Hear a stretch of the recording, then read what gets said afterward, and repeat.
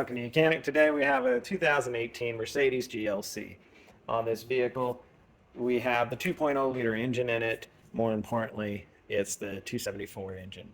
So this engine is used in a lot of Mercedes vehicles, just so you know. So with this, we have a check engine light on, and so we are going to check it with the CAN-2, the scanner, and be able to read the codes. So we've gone into the diagnostic, we've gone to the Mercedes, smart VIN, key is on in the run position, but the vehicle not running. Hit OK. And then we can select control modules or quick scan. Quick scan scans through everything, but we just want control module, drive, motor electronics, because we have the check engine light, and then read the codes. And this is our stored/current code is the charge air temperature sensor cylinder bank 1 has a short circuit to positive, or there's some type of short circuit. So we will find that sensor. We've got a P007D and we will find that to see what is needed to be replacing there. So it's the charge sensor in cylinder, well, it says cylinder bank 1, but really just bank 1. There's only one bank on this vehicle because it's a 4-cylinder. So we will find that sensor and go through that process and how you would replace. So we have our engine right here. We have our engine cover, and this is where the charge comes into, right previous to the throttle body. So we're going to pop this cover off. It's just held on by little rubber grommets over these little holes. Pop the cover off, and the sensor we're looking for is this sensor here. And so we find that sensor.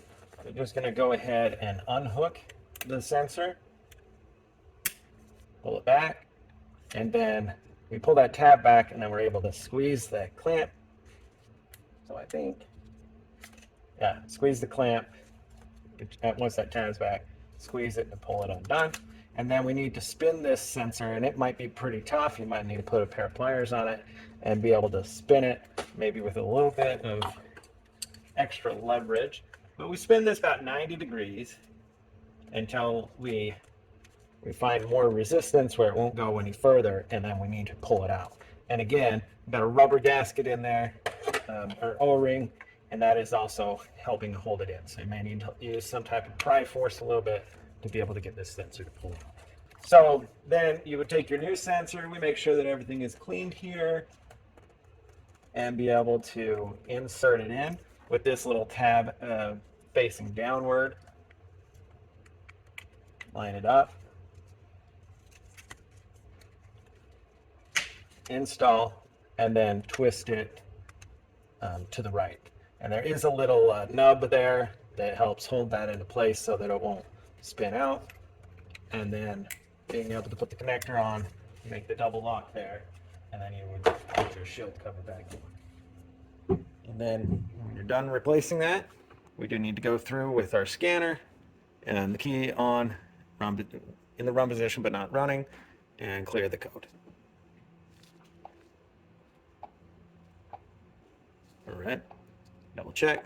Okay, so that code's been cleared. Now, of course, you'll still start, run the vehicle, drive it like you normally do, and if it doesn't come back on, then that might be the only thing, or potentially you've got a short somewhere else on the line. Thanks for watching Mechanic, where you can be the mechanic.